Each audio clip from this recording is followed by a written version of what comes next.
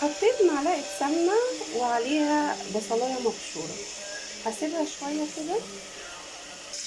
في الوقت دوت هنزل براس ثوم تمام مفرومة، نزلت بالكرشة كمان المتنضفة كويس جدا جدا جدا، وهفضل اقلب فيها كده تقليبتين، وهحط حبة ملح وفلفل اسود لحد ما يغير لونها.